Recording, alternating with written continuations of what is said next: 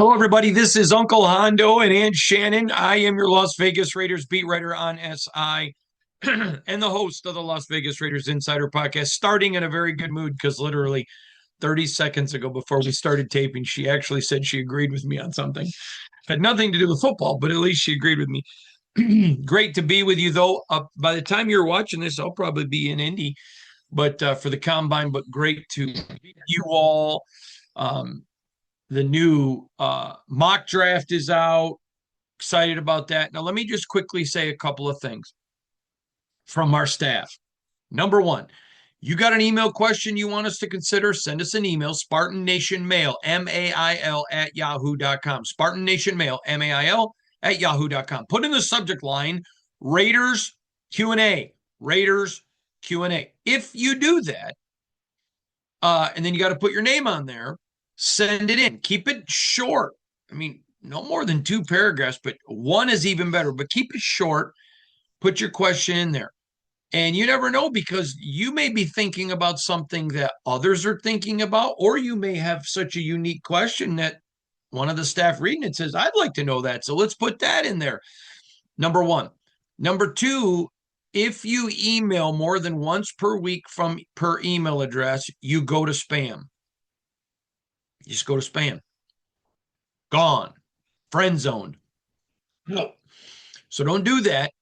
And that's no. That's why you don't ever answer any of mine. You probably threw me to the friend zone, didn't you? You, first of all, you don't email me. Do you? Do you honest to God email me? No, but I'm sitting here thinking, I need to put in a Raiders Q&A. I was gonna say, you don't email me. No. Plus, it wouldn't go to that email. But anyways, so now I lost track. Yeah. Oh. Okay. But another one is that we had over 150 questions this week that I have answered in previous podcasts. I cannot believe how much that happens a ton. So I really encourage you, go back and watch the podcast when you see Shannon and I, because it's your questions being answered to make sure, because what happens is if you keep emailing them, you don't want to get friend zoned. So remember, Spartan Nation Mail, MAIL at yahoo.com. Remember, we appreciate your opinions, but we don't read them. And I don't get them. So you don't need to bother with that. But we love to hear from you guys. Thank you so much. And fire away. We enjoy answering your questions. I'm so excited about the combine. Man, I'm jacked up about the combine. That's going to be really, really good. Of course, I always am about the combine. And to me, I almost enjoy the off season as much as the season, which is rare, but I enjoy all of the game.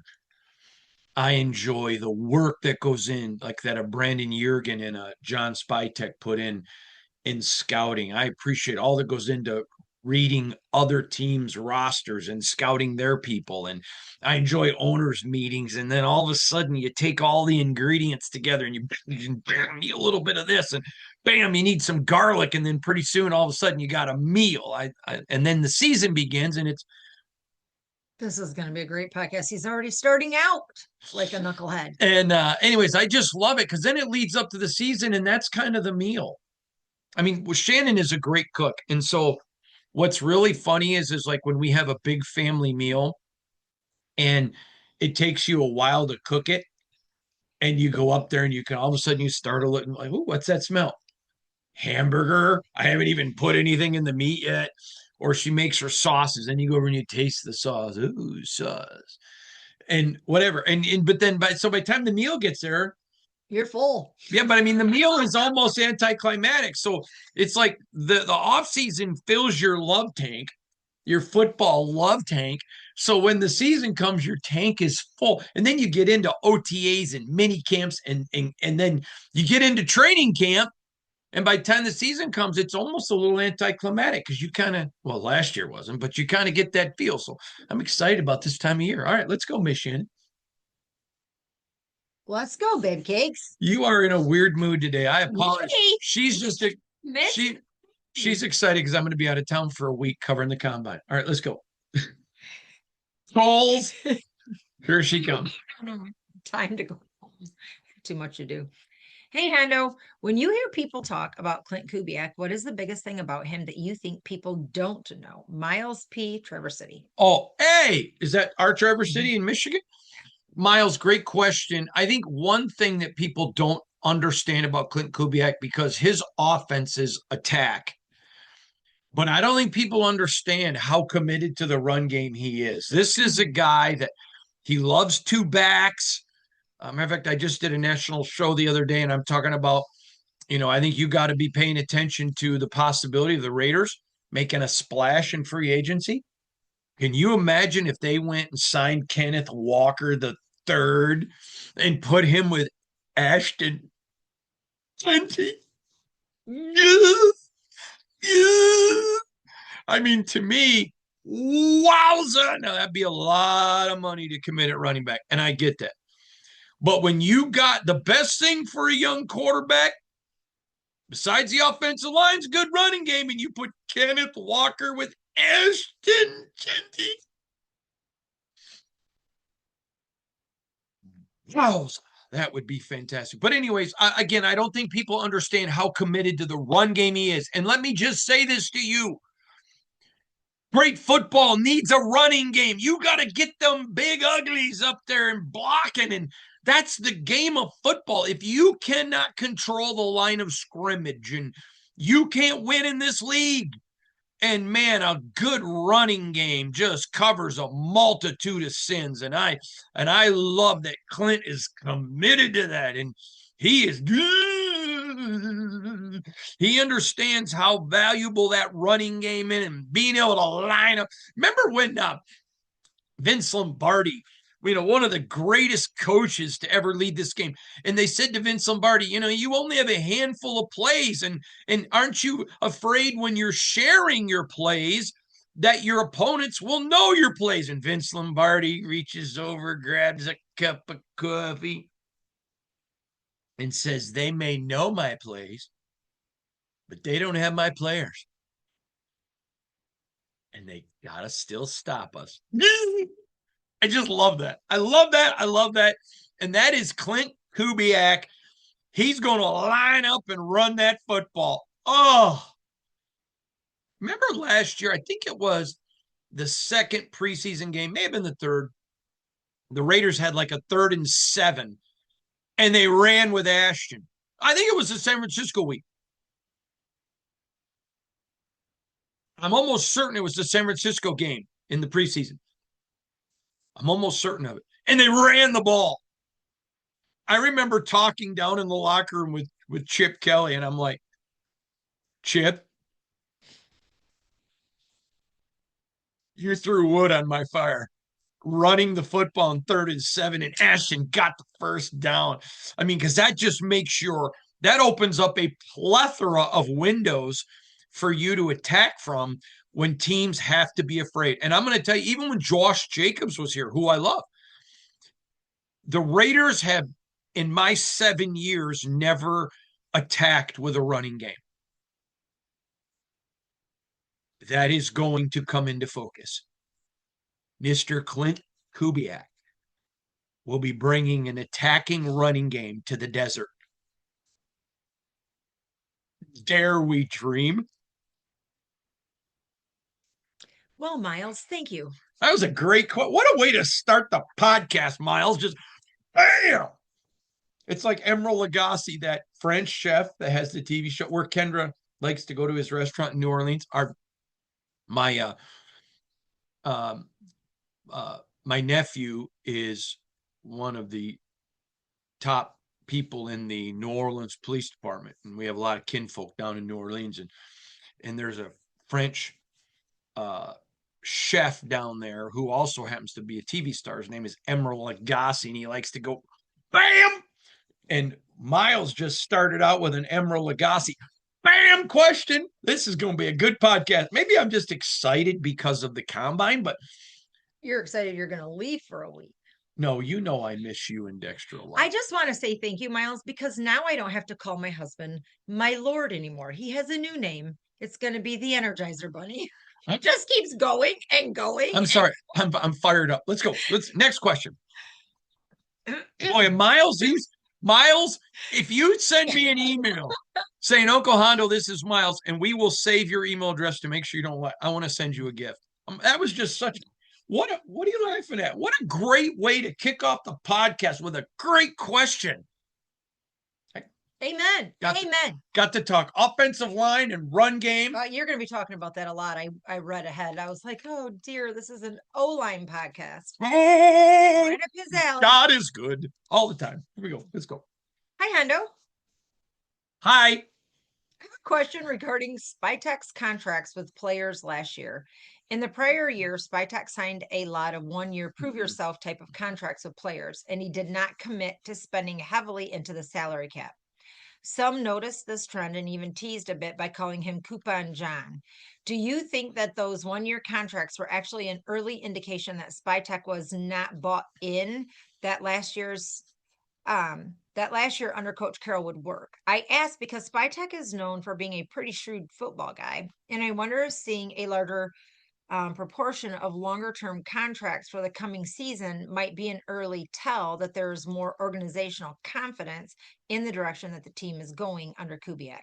I'm interested in your thoughts about this. Thank you. And I enjoy learning from your show. Chad from Sacramento. Well, Chad, first of all, anyone that called him Coupon John, I would just dismiss those people as probably somebody sitting in their mom's basement with the girlfriend's last name is .jpeg because first of all what he did is that's not who he is, but last year it was reflective. So but it wasn't couponing, it wasn't not believing in what the scheme was. It was they wanted to go young where they could, but because they wanted to compete last year, they went for some older guys. So if they produced, then it would open the opportunity for them to resign them, let some guys prove what they could do. That was all in on the scheme. That's why they didn't go with some younger guys last year who they weren't sure of. Stokes was a guy they were pretty sure of, but even though he was young. So no, I don't think it was fair criticism as all, but I have learned in my life most people who want to use names and nicknames are most, not all, but are pretty probably shallow in their opinions. So, I mean, was it fair to say last year they did some couponing? Well, I don't know. Couponing is looking for discounts. They were just saying, I would have called it intelligent, John Spytek. He wasn't willing to pay people something they couldn't demonstrate that they could do. You know, I'll give you an example. My wife enjoys purses and has a lot of particular Coach, because that's your favorite purse, has a lot of them.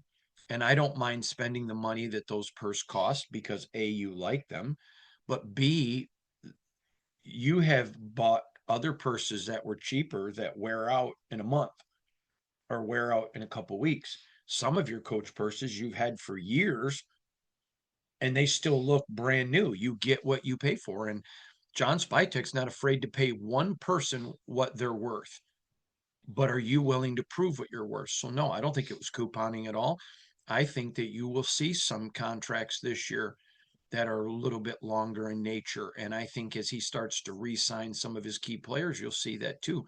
So again, I think John Spytek's been kind of caught in the middle and has taken a lot of criticism because of things done below him and above him and not necessarily him. So you guys know this. I'm all in on Spytek. I believe in Spy 100%. I believed in him before he was here. I talked to him about him regularly with you guys. And I'm a Spy guy. I believe in Spy. So there we go. As you said, the billionaires will outlast the millionaires. I sure did. I was talking about on going to 18 games. So 18 games is a reality. Oh, sorry. All that is left is the negotiation. What do the NFLPA players demand in return? I could see a scenario where the first 4 games would be division games, then the entire league would have a bye week, play the rest of the schedule, and have another bye before the second round of division games. The league moved those to the end of the calendar each season to give them even more weight. This would double emphasize the last 4 weeks as well. Thanks for keeping the information coming even in the off season, Travis. The players, a lot of people misconstrue this, Travis, when they think about players, well, do they want players care about two things: money And winning.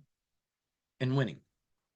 And so their question is going to be, to win, I've got to be healthy. So the expansion of the roster, expansion of the salary cap, those are going to be the issues that come to mind for them. That is top of mind. And I'm going to tell you, I have said this before. I would rather see the NFL go to 14 regular season games, but everybody makes the playoffs, than to expand to 17 or 18 games. This is stupid. It's dumb. It hurts the game. What does it do to help the game when you get to a Super Bowl and it's more about who's healthy? Tom Izzo, dear friend of mine, and I love Tom, the Hall of Fame basketball coach at Michigan State, wonderful human being, great coach, great person. And he talks about in basketball, it's the only sport where you take your players out that the people come to see. You follow up. Make the penalty more for more fouls, but don't take away the players people are coming to see. And what does it profit to get to the playoffs and you've played so many games that your stars can't play? Mm-hmm. It hurts the game. And I'm going to say this until I'm blue in the face. Too much of a good thing is not a good thing. And listen, dare we say there can never be too much football? It's why I enjoy the offseason, because I think the offseason sets the stage for the regular season. Years ago, Tom Landry said something to me. He said, who's the legendary Cowboy coach, if you learn to value the offseason to where it should be, then you learn to enjoy the regular season. And you've heard me say that a lot. And I would just say to you that, I think baseball, too many games. Hockey, the regular season in hockey doesn't matter. Just doesn't matter. I mean, everybody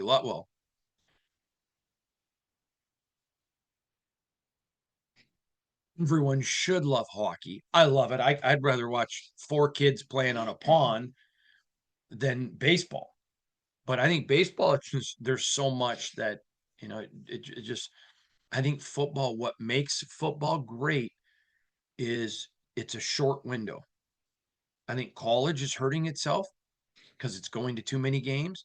When you get to where every game isn't critical, I think you get to saturation. So that's where that answer comes to for that question. That's another, man, we've had three really good ones. Let's go. Let's keep it rolling. Hondo, the more I follow the NFL, the more I question many of the league's decisions, like the NFLPA battle not to release the report cards. Are they ignorant or arrogant? Kelsey T from Rochester. Man, Kelsey T bringing it strong. NFL, arrogant and ignorant. It's very hard to find arrogant people who don't have some ignorance.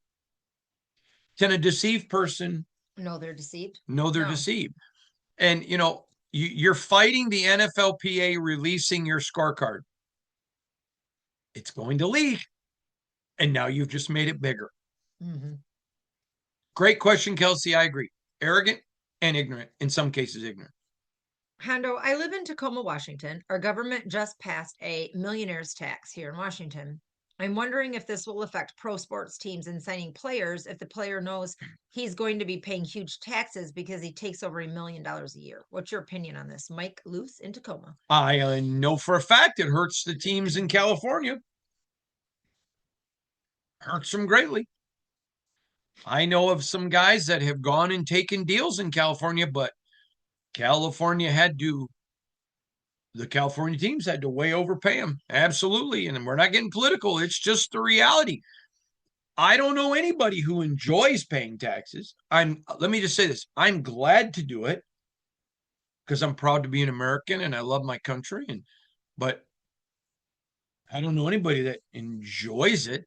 And all of a sudden, if you're going to pay an even bigger chunk because of what you do, Yeah. It hurts. That's just the reality, regardless of where you are in politics, because this is not a political thing, and I don't ever want to do a political podcast. I would just say to you, it absolutely hurts. I know it does. I Shannon and I have a very good friend. Remember, we were at the casino with him when he picked me up, who was looking at a deal from a team in California and a team at a another state that didn't have an income tax. And we were at the casino with them. They could come and we're visiting and we were hanging out with them. And I remember him saying, I would love to play for the Raiders. He goes, I'd get to be with you guys, no state income tax. And he took the deal in another state for less money because it was more money than California because of the taxes. That's just the reality, the way things work. Man, wouldn't it have been fun for him to have played for the Raiders? Yeah. Would have been. Would have been great. All right. Just have him pick.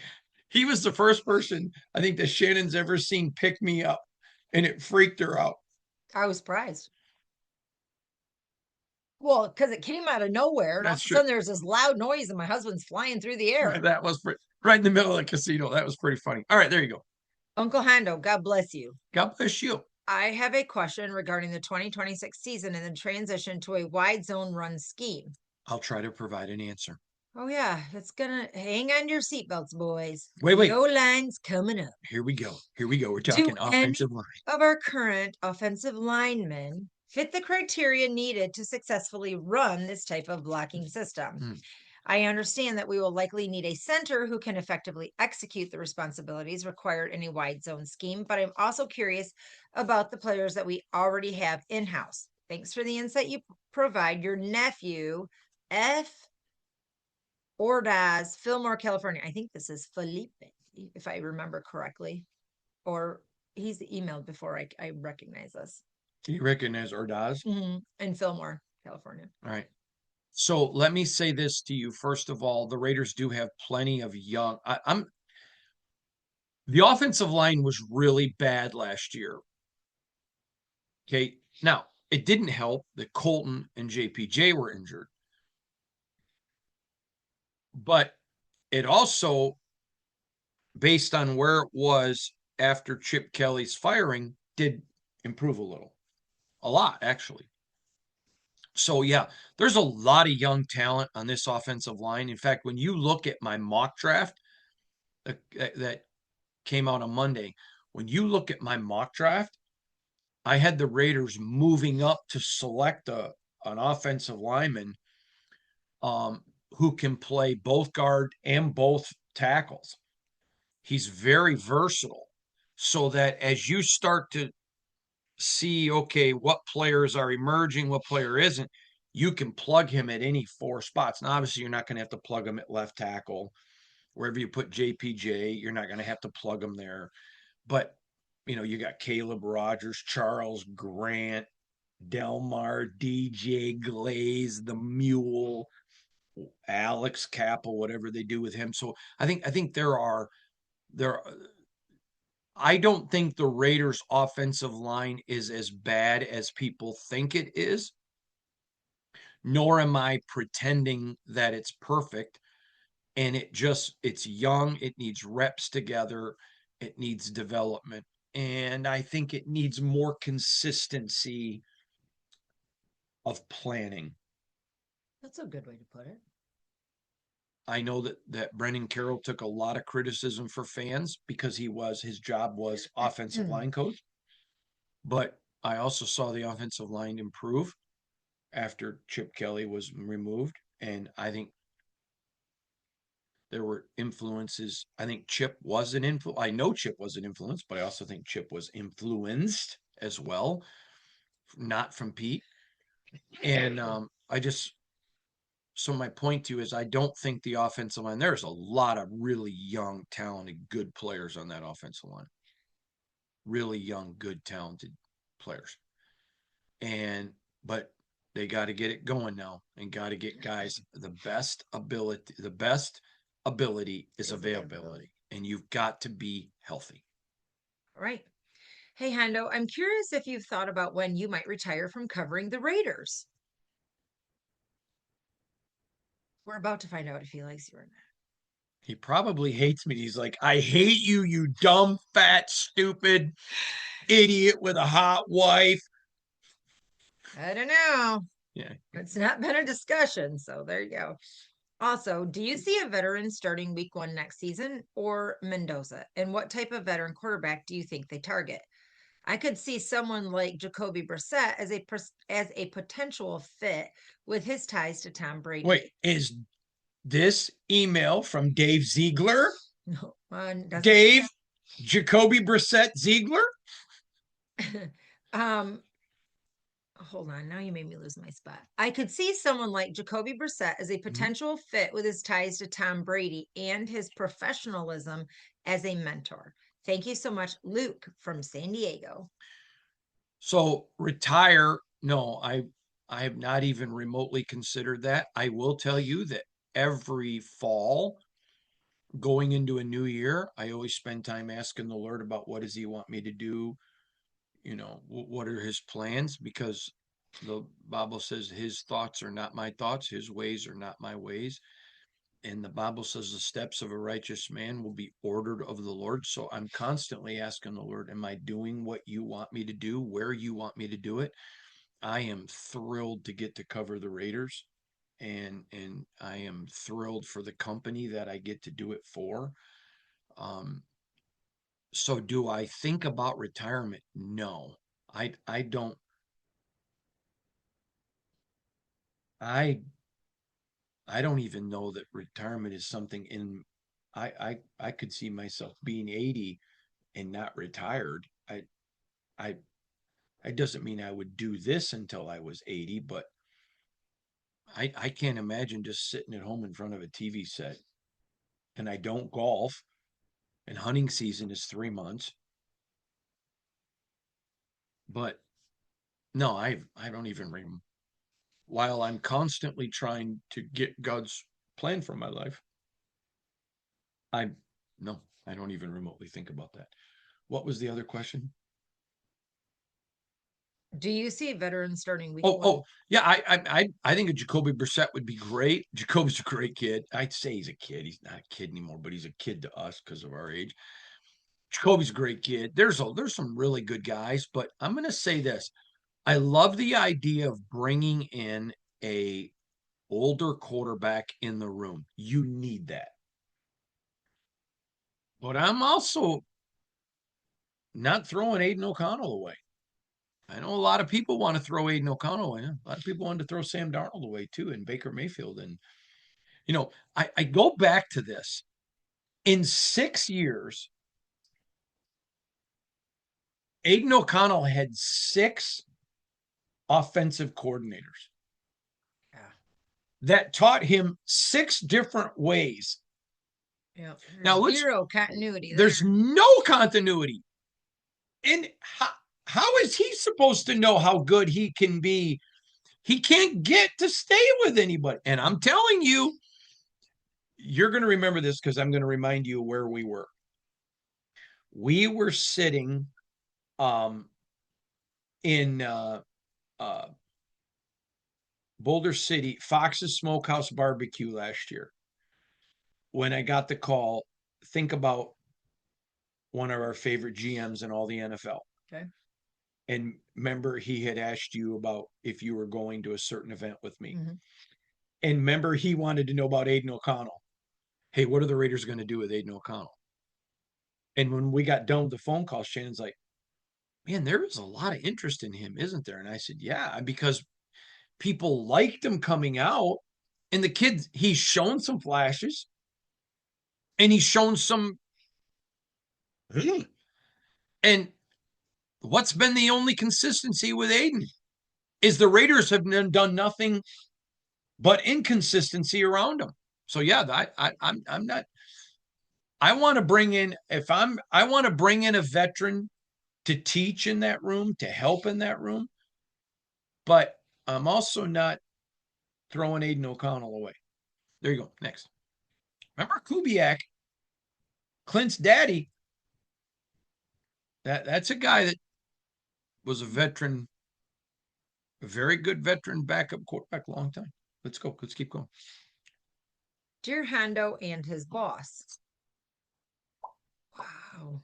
You need to listen to this. You need to speak up because You then. need to listen. Okay, I'm listening. I think you're the only one that thinks I'm his boss. You think you're my boss. I would like to think I was your boss. I'm just kidding. I told him this morning he was my Ken doll, so I can dress you. That is an ugly Ken doll. If I am your Ken doll, I am an ugly Ken doll. Let's go. Oh, looking at all the holes the Raiders have in potential trades and FAs available, I'm not sure you were correct. Wouldn't it make more sense to load the team up with talent than to bring in a rookie quarterback in 2027? Oh, and then bring in a rookie quarterback in 2027. Thanks, M. Connor. Well, you're welcome to have any opinion you want, but I totally disagree because of this reason. Last year, there was lots of speculation that this is going to be the best. This was going to be a monster quarterback class. This time last year, nobody was talking about Fernando Mendoza at one and Ty Simpson being the second best quarterback. Nobody. And so next year looks to be setting up as the best quarterback drafting year ever. But who's going to emerge next year that isn't on the radar?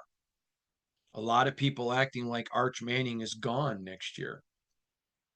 I'm just telling you, you don't. A bird in hand is better than two in the bush, and so you have a chance to select Mendoza as who is a legit first round quarterback candidate. You don't know what's going to happen next year. You can't bet on blue sky. And so uh, Tom Telesco did an interview recently, and I don't remember where it was, but one of our reporting staff showed it to me, in which Telesco talked about you can't wait for next year. It's like in the draft, in my mock draft, I had the Raiders move up to take a player. Because if you know you got a player there right now that you really like, you're willing to spend some capital to go up and get them so that 26 is even maybe even a worse year, but you're taking your lumps because in 28 you want to be an NFL playoff team. So no, I am never a let's put off till tomorrow because you never know. I mean, if the Raiders take Fernando this year and are terrible next year, which I don't expect them to be good. So let's say the Raiders have the number one overall next year. And they're sitting there and Fernando flashed. Now, I don't expect Fernando to be great next year at all. But he flashes and they're like, ooh. Like Peyton. Remember, she knows more than y'all do about this, but externally, people with the Colts, fans, fire Polian, cut Peyton. No one will trade for him. He sucks. But inside, they're like, ooh, we like what we got with young Mr. Peyton Manning. So imagine the Raiders sitting there like, okay, Fernando, that's our guy. And you get to trade number one? And Arch Manning's on the board? The Hall.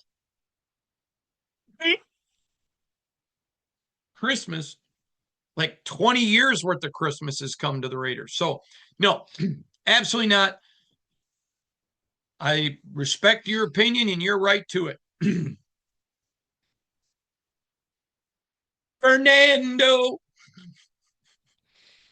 Uncle Hendo and Aunt Shannon, what is the best, funniest, most unique NFL Combine story that you have? Mark from Stockton, California.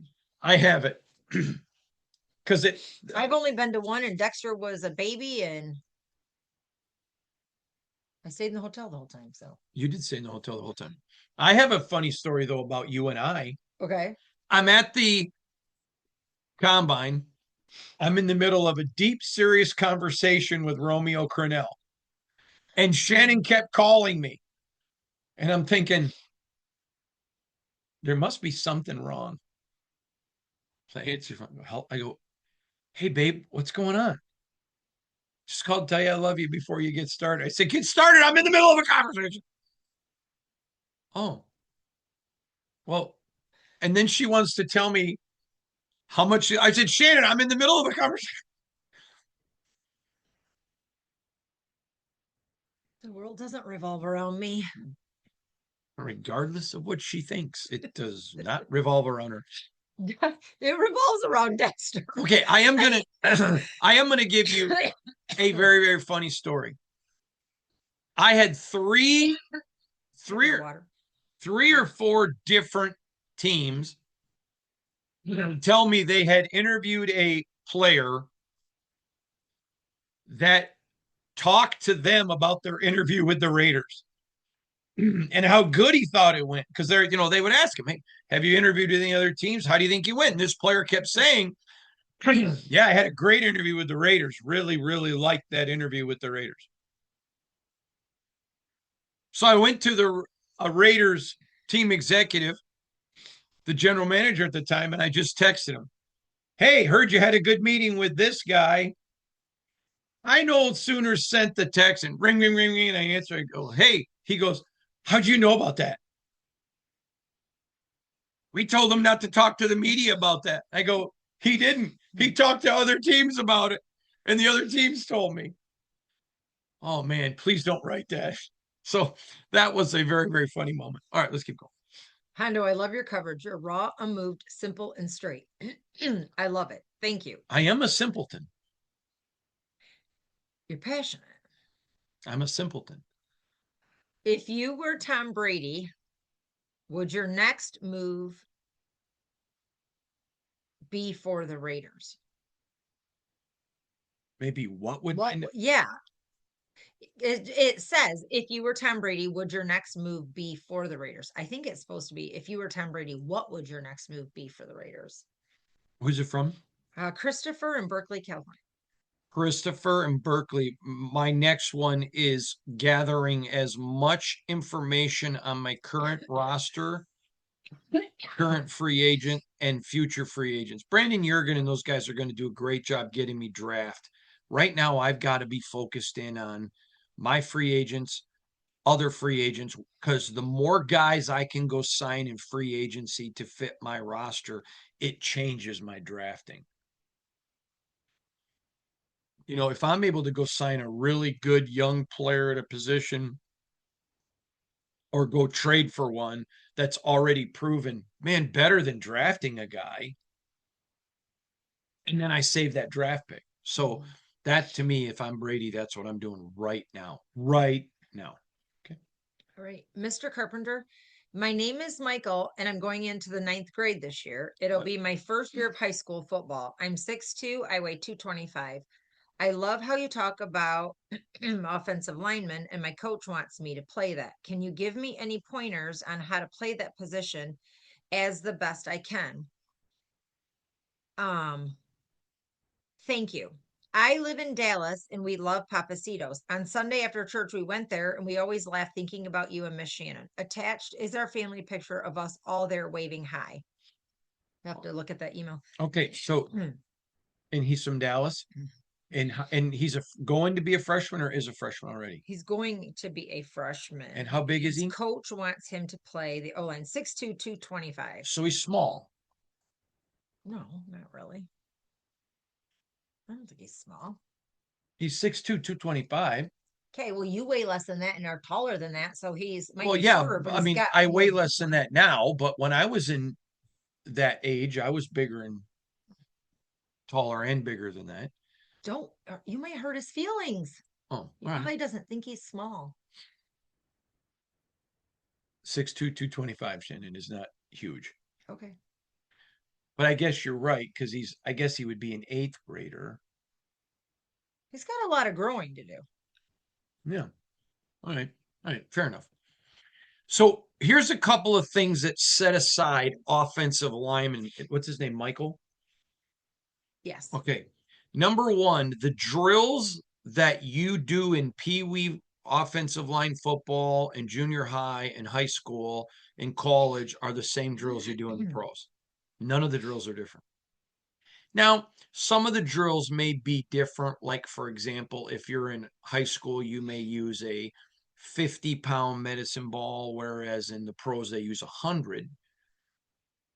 But the point is the drills are the same.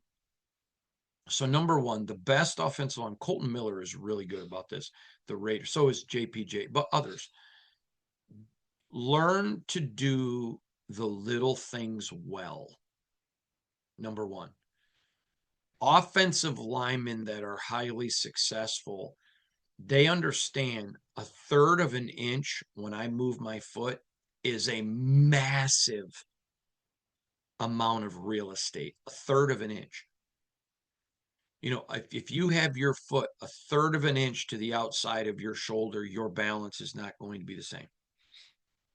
Number one, do the little things well.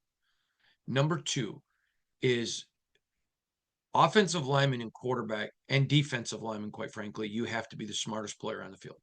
You have to be.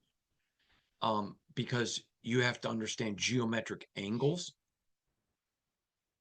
I'll give you an example. If you're Colton Miller and you're the Raiders left tackle, you're one of the top 5 left tackles in the NFL. And you've got a Max Crosby that you have to block, who is, and I was going to say wearing that silver and black and that intimidating speed of a Max Crosby. Okay, and he's lined up wide. He's allowed to move pre-snap. I'm not. So he's going to have a head start on me when I've got to start backing up. So I got to think geometric angles to get to him, to create him to go out wide. But then I got to think about the spin. And then I got to think about the sweep move. So you got to be super smart. So you got to pay attention, especially in math. Math's your big one. Just the ability to process angles, number 2. Number 3, and this goes back to being the smartest guy, learn everyone's job on every play. Now, the quarterback needs to do that, but so do the linemen. Let me tell you why.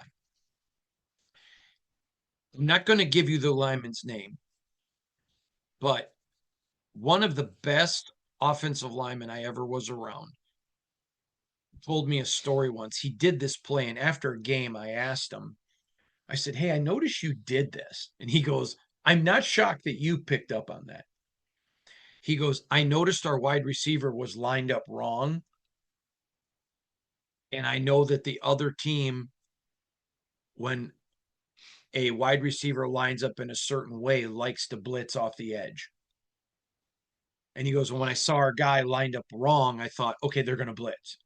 It's an automatic blitz package." And if he didn't know where the wide receiver was supposed to be lined up, he would have never seen it. So an offensive lineman has to know his job and everybody on the team. Being an offensive lineman is really, it's almost art. It's almost art. It's like going to the finest museums in the world, going to the Louvre and looking at the Mona Lisa. A offensive lineman performing at a high level is a thing of beauty like you've never seen. It'd be like your wife on her wedding day, or when you hold your baby seconds after it was born. I mean, a true offensive line performance is almost take your breath away. It's just like, wow. Wow. And when you get 5 men synchronized, there's this thing in the Olympics called synchronized swimming. Yeah. Okay. Who cares? I want to see a synchronized offensive line. I like when an offensive line just kind of moves as one entity. Just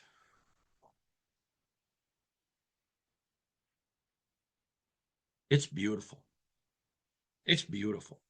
I mean, there is probably nothing prettier in football than an offensive line that operates at the highest level. It's just It's just fun. You just put in the tape, man. You can watch the same game for hours. Just ooh, it's like if I would really challenge you go back watch the um Seahawks win over the Broncos. Go look at their offensive line just because you just keep going back. So, Michael, what I would really tell you is hit the books because offensive linemen are super smart, especially math. Do the little things and then know everybody's job. And so, because you're going into high school, when you go to the first day of practice and your coach gives you the playbook, ask them, can I get a playbook with everybody's role? Because they're going to probably give you especially because you're only in ninth grade, they're going to give you the offensive lineman playbook. Ask them, can I get a playbook that has everybody in it? Number one, that's going to make your coach go, dare I have a unique individual here, a ninth grader thinking like a professional. But it also lets them know, hey, I'm smart. I'm smart.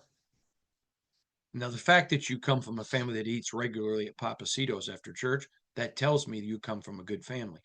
But I'm just telling you, dig in on that. And let me one other thing. Go read the book, Take Your Eye Off the Ball. Best football book ever written, Take Your Eye Off the Ball. Go read that. But there you go. I hope that gives you some good advice. Okay. Hondo, if you could sign one veteran quarterback, who would it be to help Fernando? Nikolai K. Well, I mentioned Jacoby. I think there are several. There are several. There's plenty of good veteran quarterbacks available. Um, yeah, there are several. I don't have one. There are several. So I would have like a group of 4 or 5 and start at the cheapest. Okay. So You want this? no, I'm good. Hondo, I know Max Crosby is your favorite football player for a ton of reasons, but is there another NFL player you really like as well? Trent T. Ooh.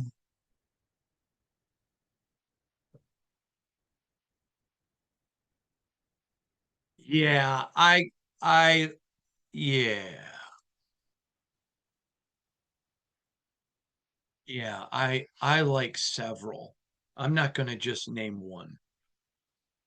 Max is my favorite because I love that he practices the way he plays. Max loves the game. He loves everything about the game on the field. He loves the preparation, he loves practice, he loves it all. He loves that all. So what I would just say to you is because there are not a lot of guys like that, but there are several. But if I had to name for you, Max is my favorite for a lot of reasons. That person got that right. But you want to know a guy that doesn't play anymore who I would put in his game tape and just watch him. Just watch him for hours. Joe Thomas, Cleveland Browns, left tackle. It just almost brings tears to your eyes to watch that guy play football. Just he plays he plays like an artist. And Max plays that way. There are certain guys that just play the game at such an artistic level that it's literally okay, that's how God intended this player's position to be played. Um I Joe Thomas never took a playoff. Always had leverage. Great player. Zach Martin, guard, Dallas. I'm going to stop naming names, but I I love those. I love the people. I'll give you another one. This is going to blow your mind. AJ Cole. Raiders punter. Mm. I love the way AJ plays the punter's position. If you were to take a dictionary that says NFL punter, it would say see AJ Cole. He loves the game. He practices the game. He appreciates the game. He understands the nuances of the game. He doesn't, I mean, AJ is the best at what he does, but he doesn't get his personal self-worth from it. Mm. I love those kind of players. I love those kinds of. Cole Miller is a lot that kind of guy. Cole Miller is just one of the kindest, nicest human beings you'll ever meet who loves the game of football. I like guys that love the game. They practice like it, they play like it, they appreciate it. You know, the best obviously make a lot of money, Mm-hmm. but they don't play it for the money. They make that money because of how they play it. Right. Does that make sense to you? Cole makes a lot of money. Max makes a lot of money, but they make a lot of money because of how they play the game. It's like going back to Michael, the kid from Dallas. You want to make a lot of money being an offensive, fall in love with the position. Years ago, my dad always said that money follows production. So if you chase money, you're probably not going to make it. But if you chase being productive, you will make it because productive people make it. And so those type of, it's so like with Colton, if you were to ever meet Colton Miller outside of a football field, obviously you're going to recognize him because he's an enormous human being. But the first thing that you would notice about Colton Miller is he is one of the nicest human beings in the world. He is just a wonderful. AJ Cole, same way. I loved interviewing AJ. Colton is the same way. Max is actually the same way. When you interview them, they're not interrupting you to answer your question. They listen to you and then they pause because they want to give an intelligent, they respect every part of it. Mm. I like people like that. I enjoy people that um, love. Joe Thomas loved and appreciated the game. Yet when he was drafted and they invited him to the draft, he's like, no, on that weekend every year I go on a fishing trip with my dad. So I don't need to go to the draft. I'm going to get to play for a lot of years in the league, and I'm not giving up a fishing trip with my dad. I love that. Mm-hmm. You know, Max Crosby, okay, you can go, you and Emma had a daddy daughter date night plan, or you can go be on Sports Center. I'm daddy daughter dance. Colton Miller, you got a chance to go be, you had a pre planned vacation with your family, or you can go be on NFL Network. I'm going to go on my vacation. I mean, these are people that understand the game, play it the right way, but they have it in perspective. I love that. I love that. I love that. It's like I know some people in the media that take their entire self-worth on people recognizing them. That's not, Mm-hmm. that's just not a that's why when people criticize me who I wouldn't take advice from, I don't care. And so, anyways, that's the kind of players that I like. All right, let's keep going. I'm sorry. Hondo, I'm intrigued when I hear you talk about a 2-year mulligan for the Raiders in 26 and 27. I've never heard that from a media member before. Can you explain in more detail? Darren from Cleveland, Ohio. Yes. So, as you know, I always give a coach when he comes in 21 games before I start getting critical.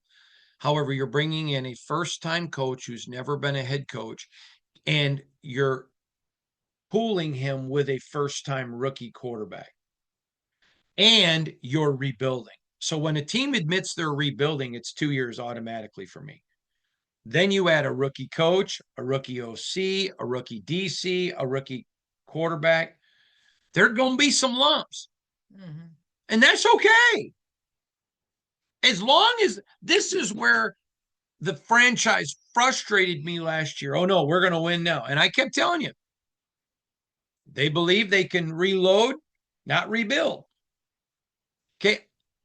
If you're honest with people, So as a media member, if they tell you up front, and they are, okay, guess what?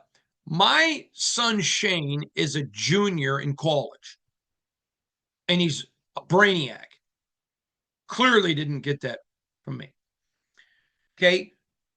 I don't expect Dexter, who's learning.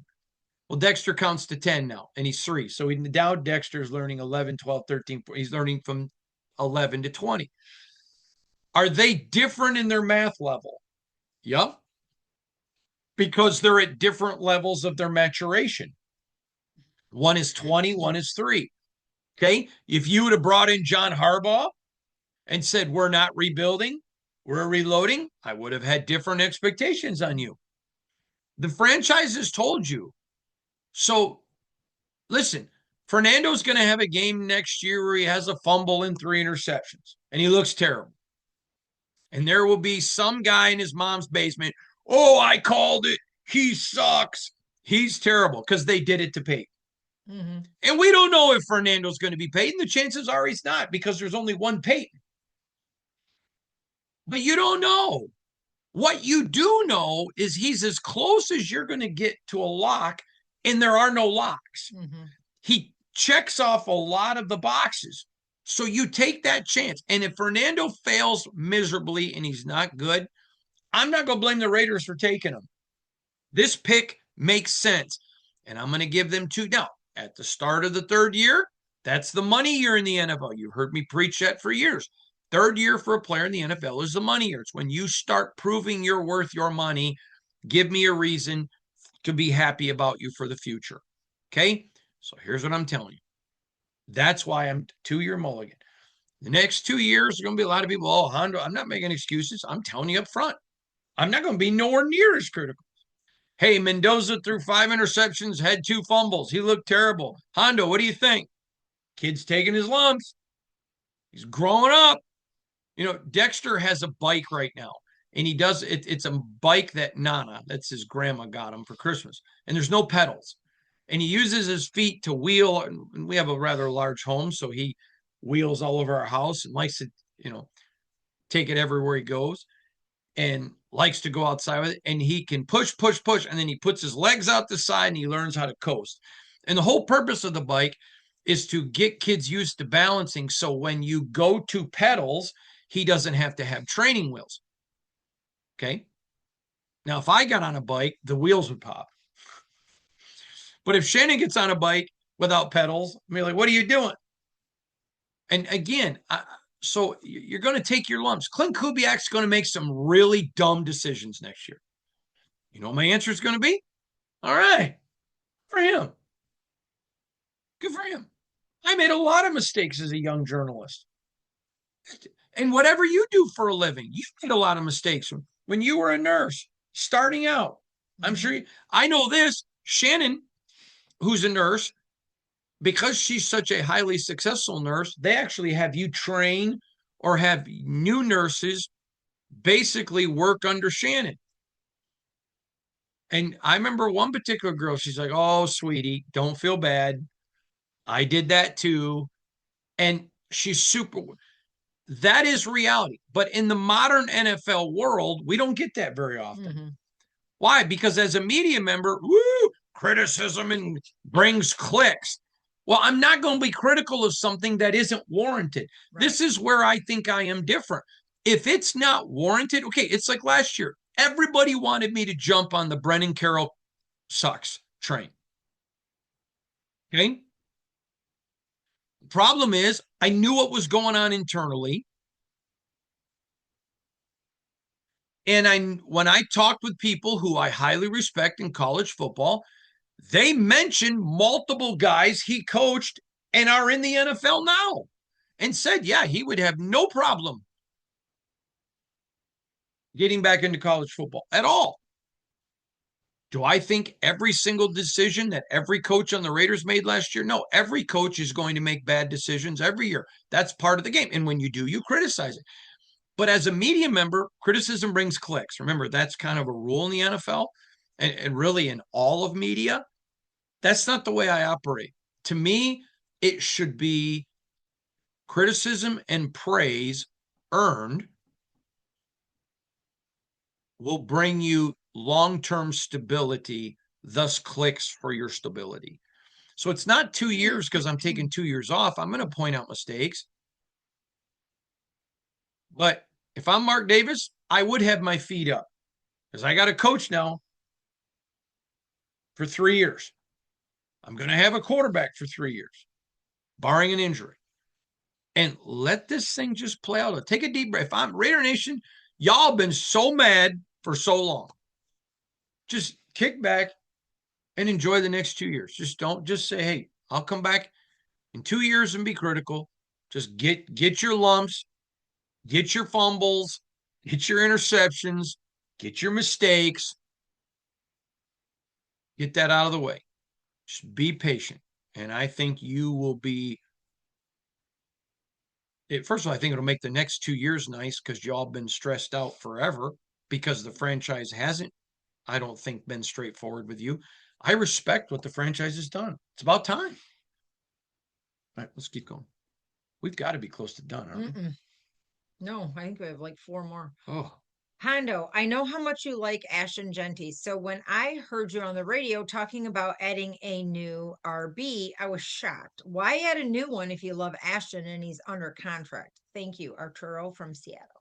Arturo! I coached a young man one time named Arturo, so I've actually heard that name before. He was a big, big, big 8th grade offensive lineman.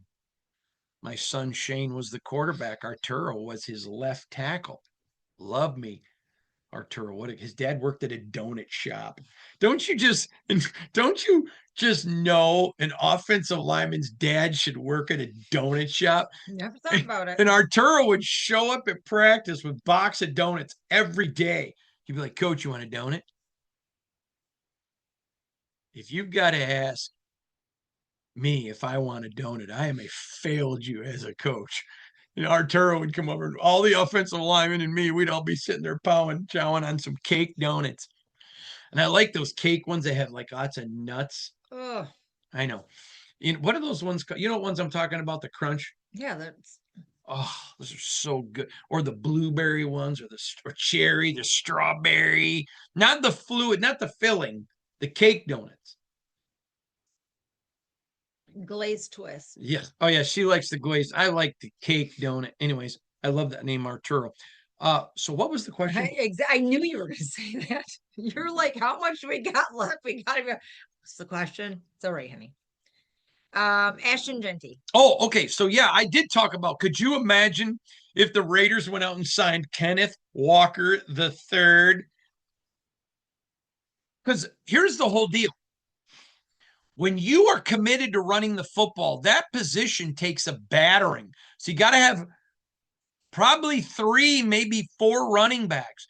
So I love me some Ashton Genty. But if you go get a Kenneth Walker the third, who's a young running back, you pair him with Ashton, now you got a 1-2 punch. And then look at the Seahawks. You get to the playoffs, you lose one of your guys, you can ride Kenneth Walker's back because you've been pacing them all year. It's a lot of money in the cap to spend. So do I think they do it? No. But what would Uncle Hondo think if Kenneth Walker III showed up in silver and black next year?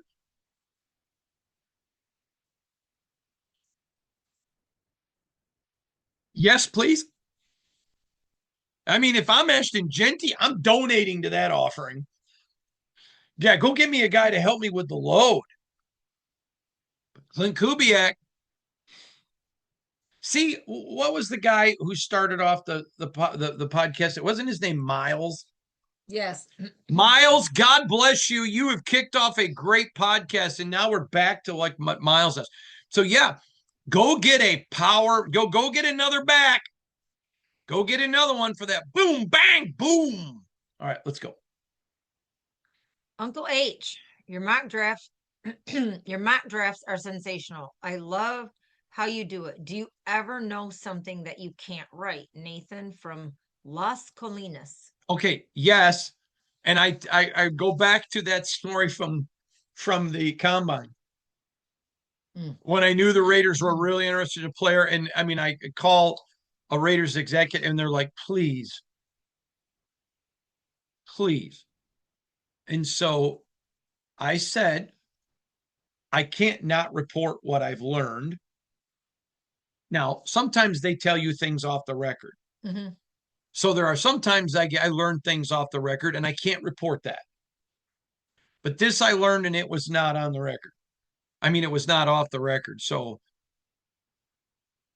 I had to report that. Yes, there's lots of things I learned that are off the record. She laughed one time and she said, I don't even need to read what you write or watch what you do because I get to hear your phone calls.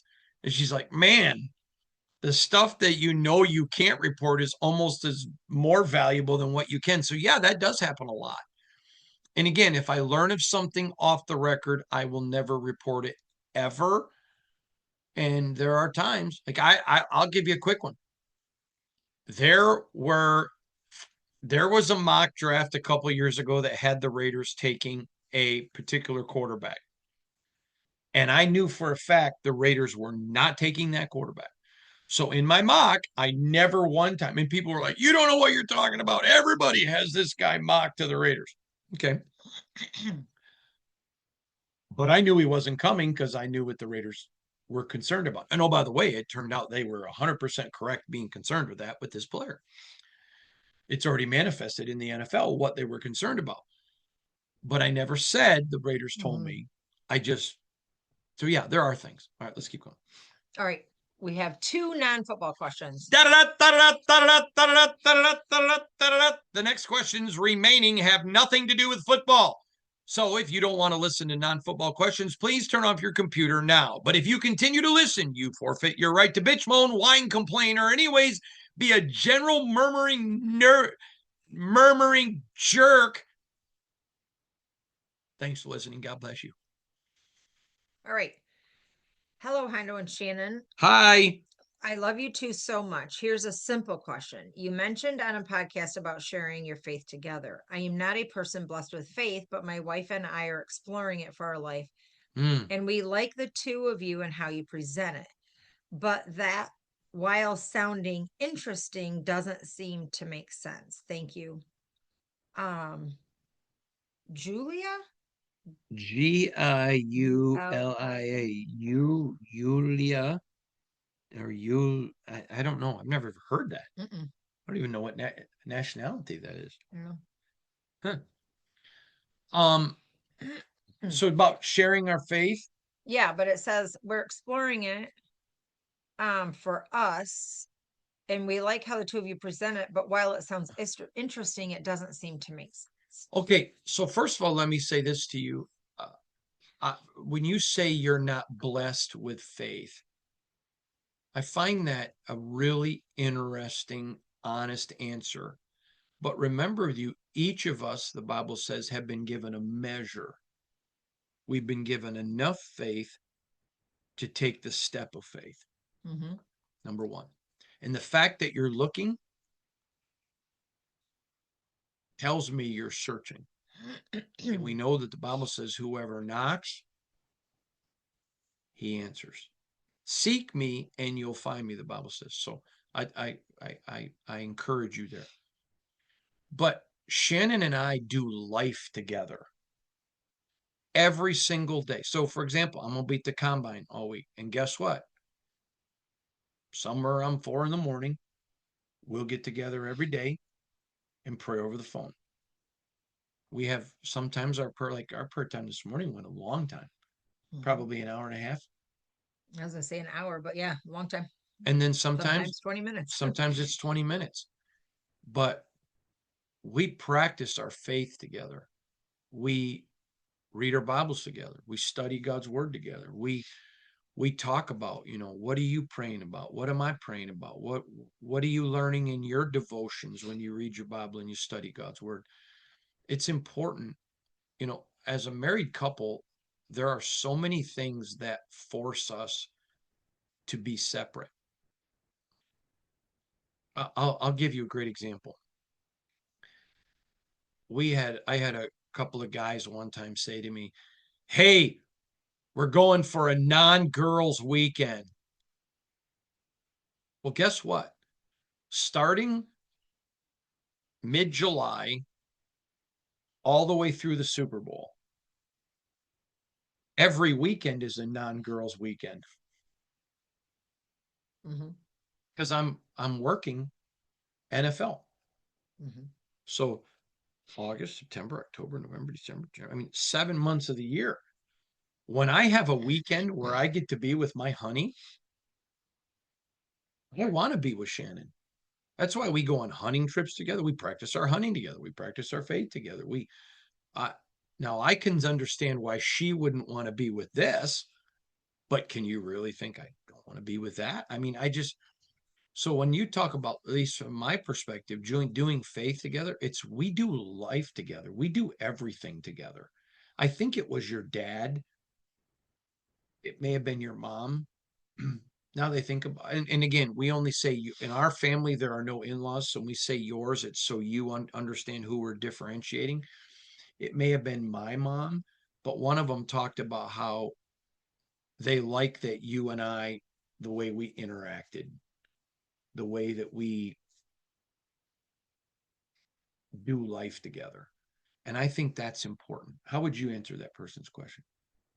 Well, saying that it doesn't make sense, the Bible also says that each man needs to work out his own salvation. So what it looks like for us might, I'm not going to say it's going to look totally different for you because salvation is salvation, but um you have to get into the word and explore it for yourself and your wife and come to that. I think my biggest piece of advice on that is that you guys do it together, not just one of you without the other, because one of you, if Hondo and I were not on the same page with that, it would cause a lot of frustration and cause a lot of issues in our marriage. So when you guys, as you guys are exploring this, do it together. I think that's a big thing. And I don't have an address for you, and I don't know how to pronounce your name, so I apologize. Giuli Lai, or however you pronounce it, I apologize. If you send me an email and put on there Hondo requested my email, I'll tell my staff member to keep an eye out for your email. And if it comes from the same URL and email address, they'll forward it on to me. I'll be glad to help you find a church in your area. Help you find a great church in your area, Mhm. and where you and your wife can go and explore and really take a journey of exploring and developing your faith. So that is a great question. That's a really good one. Thank you for that. So we had two, Uncle Hondo and Aunt Shannon. My wife and I, following your example, are going to get our kids a puppy. We have Hey, we have never owned a dog, so many suggestions on breeds or types. Um, ha- don't you two have and raise dogs? My son said you mentioned on a pod that you did. What kind? Vincent Samantha from Minneapolis via the Bay. so let me just say this. Congratulations on getting a dog. Everybody should have a dog. But you can't answer your question. Here's why. Because do you have a big backyard? Do you have a lot of property? Do you live in an apartment? Every single dog has different requirements. Like I have some friends that have a mini Yorkie, and I have literally eaten sandwiches bigger than this Yorkie. That's not an exaggeration either. It is the tiniest dog. Okay. And so it doesn't need property. It goes on a little pee pad, never leaves the house. Then you can have big dogs like Great Danes and Great Pyrenees that need room. So what I would just simply say to you is figure out what you have. And then the other question you want to ask is, and let me just say this, I am not a person that thinks, oh, go get your dog from the pound, or go get your dog from whatever. Wherever you want to get your dog. You want to go to a breeder? Great. You want to go to a pound? Great. We've done both and been very happy with both. But I would tell you, if it's a first time dog, Get one that's a little older, it's already potty trained, because the potty training process can be very frustrating to a first time dog owner. And then they give up on dogs. And man, dogs are a great part of your life. We enjoy our dogs. We have two dogs, almost got a third today, and that didn't work out. We were going to get Dexter a Labradoodle. It's a poodle and a lab, but that didn't work out. But we have two dogs, Moses and Zipporah. And if you don't know, Zipporah is Moses' wife in the Bible. So that's why we call them Moses and Zip. But we enjoy our dogs, but we know what you want your dog. Some people want their, like my friends that have the mini Yorkie, they want it to sit on their lap, watch TV with them. Their parents whose children and grandchildren are older, so they want that Yorkie to be their companion to watch TV. Some people want a dog to be a guard dog. Some people want whatever you want the dog for, then you'll pick the one that fits. Some dogs are very content. I'll give you an example. If you're from the North Country and you want to, and you have room outside, and let's say you get a Great Pyrenees, okay, it can be 10 degrees below zero, and you open the door and you're screaming for them, and they're like, I'm not coming in. I'm a Great Pyrenees. I'm from the Pyrenees Mountains. I'm in heaven. It's 10 below. I'm usually laying on the air conditioning unit in the summer. And then some Karen in your neighborhood is going to call the police. They're leaving their dogs out in 10-degree below zero weather. Yeah, it's a Great Pyrenees, moron. Okay. And then some of them, you're going to have a dog. If you get a beagle and you got rabbits in your area, blur, blur. I mean, it just, whatever. Figure out what you want. If you're a first time dog owner, I would suggest you go to a pound, or maybe get a dog that somebody has to rehome who's already potty trained, just because that process can be tense for experienced dog owners. It can be destructive for first timers. And you have any advice?